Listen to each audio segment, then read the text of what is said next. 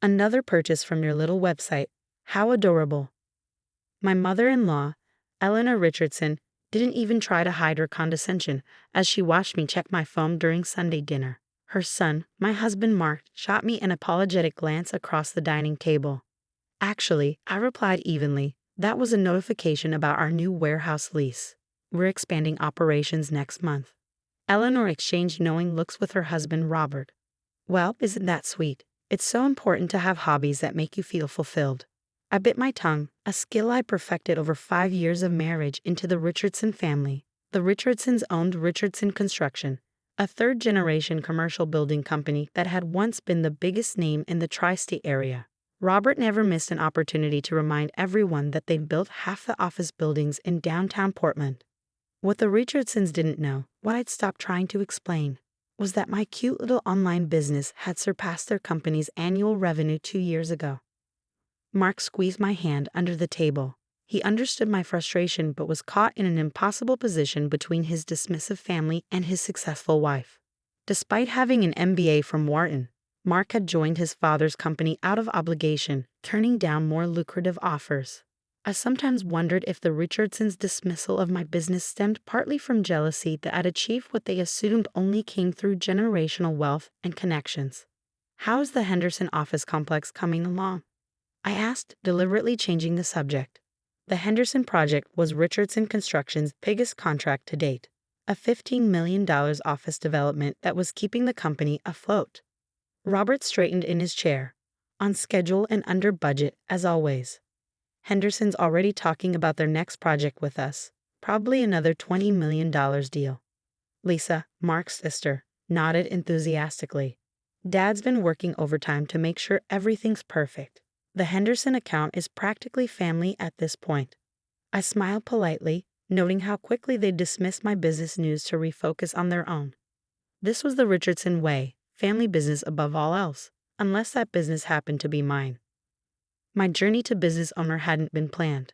After being laid off from my marketing job during a recession, I'd started selling handmade jewelry online to make ends meet. When demand outpaced my production capabilities, I began sourcing from artisans nationwide, creating an e-commerce platform that connected independent craftspeople with consumers looking for unique, high-quality items. 5 years later, Artisan Collective had grown from my spare bedroom to a multi-million-dollar enterprise with 43 employees, partnerships with over 500 artisans, and a devoted customer base that included several celebrities. We've been featured in Vogue, profiled by Forbes, and last year, I'd been named one of Business Insider's 40 under 40 entrepreneurs to watch. None of which seemed to impress the Richardsons. I still don't understand why people buy jewelry without trying it on first, Eleanor continued, picking at her pot roast. There's something so impersonal about internet shopping. Our return rate is under 2%, I replied, and our customer satisfaction scores are consistently above 98%. That's wonderful, dear, she said dismissively. Robert, tell them about the new equipment you ordered for the Henderson project. As Robert launched into a detailed description of construction equipment I'd heard about countless times before, I felt my phone buzz again. This time, it was an email confirming that our latest funding round had closed successfully, $10 million in growth capital from investors who understood exactly how valuable Artisan Collective had become. I turned my phone face down and smiled politely through another dinner of being underestimated. Underscore underscore underscore underscore underscore underscore underscore underscore underscore underscore underscore underscore underscore underscore underscore underscore. Thanksgiving at the Richardson family home was a tradition steeped in predictability. Eleanor would spend 3 days preparing a meal that took 20 minutes to consume. Robert would drink exactly 2 glasses of 18-year-old scotch before dinner and 1 after. Mark's sister Lisa and her husband Tom would arrive precisely 15 minutes late, bringing the same pecan pie from the same bakery they'd been bringing for 7 years. And someone would inevitably ask me how my little online shop was doing in the same tone one might use to inquire about a child's lemonade stand. This year it was Mark's Uncle Stephen, visiting from Chicago. So, he said, passing me the cranberry sauce, Mark tells me you sell trinkets on the internet, making any pocket money with that. Before I could answer, Robert chuckled. Rachel's keeping herself busy while Mark works. Not everyone understands the demands of real business. I felt a familiar surge of frustration. Mark opened his mouth to defend me, but I placed my hand on his arm. After years of this treatment, I'd made a decision. I would no longer expend energy trying to prove myself to people determined not to see me. It keeps me out of trouble, I replied with a practiced smile. How's the commercial real estate market in Chicago, Stephen? That was all the encouragement Uncle Stephen needed to launch into a detailed analysis of property values and interest rates. Across the table, I noticed Lisa's husband Tom checking his phone surreptitiously, looking increasingly concerned as dinner progressed. Later, as we cleared the dishes, I overheard Robert and Tom speaking in hushed tones in the study. It doesn't make sense, Robert was saying. Henderson has been with us for 15 years. The email was clear, Tom replied. They're putting all projects on hold pending reorganization. Something about new investors demanding cost-cutting measures. This is temporary, Robert insisted. I'll call James Henderson directly tomorrow. We've been golfing buddies for decades. I quietly continued to the kitchen, filing away what I'd heard. As Richardson Construction's financial officer, Tom would know exactly what the loss of the Henderson account meant for the company. After dessert, as the family gathered in the living room, Robert stood to make his annual Thanksgiving toast. Usually, this involved lengthy reflections on the Richardson legacy and thinly veiled hints about when Mark and I might produce the next generation of Richardsons. Family is everything, Robert began, predictably. Richardson Construction has weathered every storm because we stand together. Real businesses aren't built overnight on trendy websites. They are built through decades of hard work, face-to-face relationships, and physical, tangible results. He gestured expansively, scotch sloshing dangerously close to the rim of his crystal tumbler. Real businesses have offices, not Instagram accounts. They have blueprints, not algorithms. They build structures that will stand for generations, not sell trinkets that will be forgotten by next season. Eleanor nodded approvingly while Lisa murmured her agreement. Mark shifted uncomfortably beside me. So here's to family, to legacy, and to showing the next generation what real business looks like, Robert concluded, raising his glass. I sipped my wine and said nothing, adding his words to the mental folder I'd labeled receipts years ago. 3 months after Thanksgiving, Mark and I were enjoying a rare, quiet Sunday morning when his phone rang. Seeing his father's name on the screen, he answered immediately. Robert rarely called on weekends unless it was important. Dad, slow down, Mark said, sitting up straighter. What do you mean emergency meeting? I watched as my husband's expression shifted from confusion to concern. After promising we'd be there within the hour, he hung up and turned to me. Henderson canceled all their contracts, he said, running a hand through his hair. Not just the current project, everything in their 5-year pipeline. Dad's called an all-hands family meeting. Did he say why Henderson pulled out? Mark shook his head. Just that it's bad. Really bad. The scene at the Richardson home was tense. Robert looked 10 years older than he had at Thanksgiving, pacing the living room with uncharacteristic nervous energy. Eleanor sat rigidly on the couch, while Lisa and Tom huddled over a laptop, frantically scrolling through spreadsheets.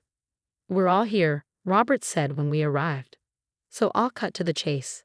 Henderson Developments has been acquired by Westbrook International. Their new management is consolidating vendors and moving all construction to their in-house team.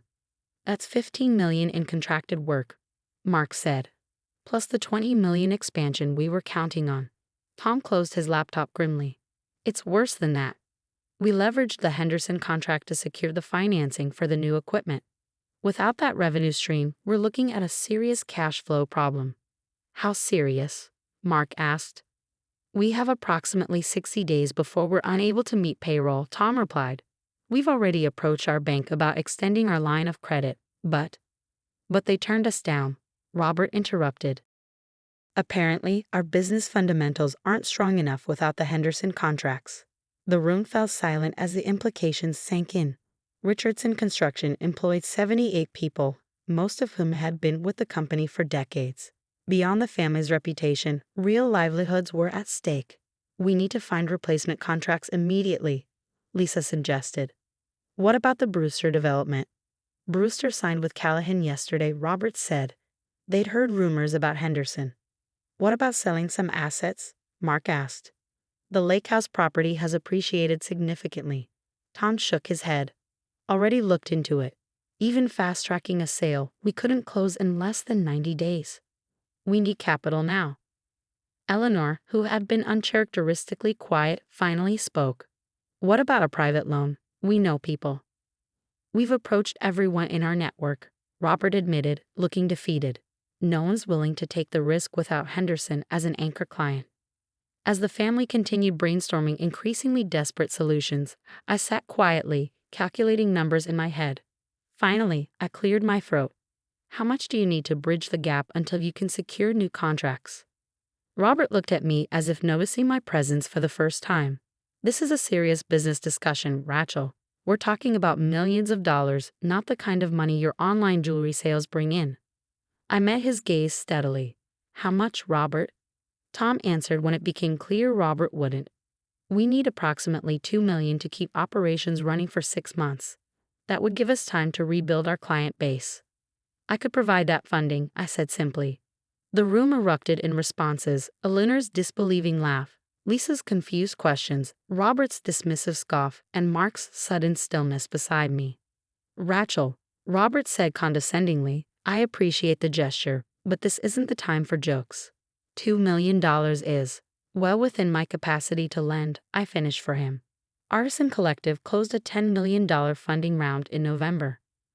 Our current valuation is $63 million, and we maintain a cash reserve of approximately $5 million for strategic opportunities. The silence that followed was profound. Eleanor's mouth opened and closed without producing sound. Robert stared as if seeing me for the first time. You're serious, Mark said quietly beside me. Though we maintained separate business finances, he knew I'd been successful, but I realized I'd never shared the full extent of my company's growth with anyone in the room. I'm serious, I confirmed. I can have the money transferred tomorrow, pending agreement on terms. Terms? Robert finally found his voice. I nodded, reaching into my bag for my tablet. I took the liberty of preparing a term sheet based on what Mark shared on the drive over. Standard business loan with favorable interest rates secured by Richardson Construction Assets. I pulled up the document and continued. There are, however, a few additional conditions beyond the financial terms. What kind of conditions? Robert asked suspiciously. First, I'll need a seat on the Richardson Construction Board of Directors, with full voting rights. Lisa gasped, but the board has only ever included Richardson family members. I've been a Richardson for 5 years, I reminded her. Which brings me to my second condition. Mark will be promoted to co-president with authority equal to Robert's. Mark straightened beside me. We discussed his frustrations with being underutilized at the company for years, but he'd always been reluctant to challenge the hierarchy. Third, I continued, Richardson Construction will implement a comprehensive digital transformation strategy, including a modern online presence, digital project management systems, and data-driven decision-making processes. Robert's face had progressed through several shades of red. You want to turn a 3-generation construction company into some kind of tech startup. I want to turn a struggling company into a thriving one, I corrected. Construction firms that embrace digital transformation show 21% greater profitability on average. I've included the research in Appendix B. And if we refuse these conditions? Robert asked stiffly. I shrugged. Then you're free to pursue other financing options. I understand time is of the essence, so I'll need your decision by tomorrow morning. Eleanor found her voice at last. This is outrageous. After everything we've done for you. Everything you've done for me, I repeated, raising an eyebrow. Then you're free to pursue other financing options. I understand time is of the essence, so I'll need your decision by tomorrow morning. Eleanor found her voice at last. This is outrageous. After everything we've done for you. Everything you've done for me, I repeated, raising an eyebrow. Like dismissing my business as a hobby for 5 years? Like suggesting I was wasting my education? Like implying I wasn't contributing properly to the family because my company didn't fit your definition of real business? I opened a folder on my tablet labeled Receipts and turned it toward them. I documented every dismissive comment, every condescending remark, every time my achievements were minimized in favor of Richardson Construction stories. 5 years' worth. The room fell silent again as they processed what I was saying. This isn't about revenge, I clarified, softening my tone. I'm offering this loan because despite everything your family, I don't want to see Richardson Construction fail. I don't want 78 people to lose their jobs. but I won't continue to be underestimated or dismissed while providing financial salvation. Mark reached for my hand, squeezing it supportively. After a long moment, he spoke to his father. Dad, Rachel's offer is more than fair. It's the only viable option we have. And frankly, her business expertise is exactly what we need right now. Robert looked between his son and me, decades of pride warring with immediate necessity on his face. Finally, his shoulders slumped slightly. We'll need to review the terms carefully, he said, not quite meeting my eyes. Of course, I replied, sending the document to Tom's email. I'll have my lawyer contact you in the morning to finalize details. As we prepared to leave, Eleanor followed us to the door while Robert retreated to his study. I don't understand, she said, looking genuinely confused. How did your little online jewelry business become so significant? I paused at the threshold. It was never little, Eleanor. You just never bothered to look closely enough to see its true size. 6 months later, Richardson Construction held its quarterly board meeting in our newly renovated headquarters. The modern glass and steel addition to the original brick building symbolized the company's transformation, honoring tradition while embracing innovation. As the newest board member, I presented the Digital Transformation Progress Report. Our new project management platform had reduced administrative costs by 23%. Our revamped website and digital marketing strategy had generated 17 qualified leads, resulting in 4 new contracts. Employee satisfaction scores had improved by 31% since implementing the new profit-sharing program I'd suggested. The Henderson account reached out last week, I concluded. They're unhappy with Westbrook's in-house team and interested in discussing future projects. Robert, who had gradually shifted from reluctant participant to cautious supporter of our changes, nodded appreciatively. Rachel's strategies have positioned us to be more competitive than we've been in a decade. Coming from my father-in-law, this was the equivalent of effusive praise. Mark beamed beside me, thriving in his new leadership role where his MBA was finally being put to good use. After the meeting, as we gathered for the traditional Richardson family dinner, I noticed subtle but significant changes. Eleanor asked thoughtful questions about our latest e-commerce innovations. Lisa sought my advice on implementing digital marketing for her interior design business. Even Uncle Stephen, visiting from Chicago, referred to me as the financial genius of the family. When Robert stood to propose a toast, I prepared myself for the usual rhetoric about family legacy and tradition. Instead, he surprised me. To new perspectives, he said, raising his glass. And to Rachel, who taught this old construction dinosaur that real businesses can exist in many forms, even online. As glasses clanked around the table, Mark leaned over to whisper in my ear. Was it worth the wait? Finally getting their respect. I smiled, thinking about the folder of receipts I'd archived months ago, no longer needed. It wasn't about getting their respect, I replied quietly. It was about refusing to accept their disrespect, and being ready when the opportunity came to renegotiate our family dynamic. Eleanor called for my attention from across the table. Rachel, we were thinking of setting up an online store for some of our smaller construction projects. Custom shelving, built-ins, that sort of thing. Would you have time to advise us? I'd be happy to, I replied, savoring the sweet taste of recognition that had nothing to do with a crisis and everything to do with genuine appreciation of my expertise. Sometimes the most satisfying vindication isn't forcing others to acknowledge your worth. It's creating circumstances where they can't possibly continue to deny it.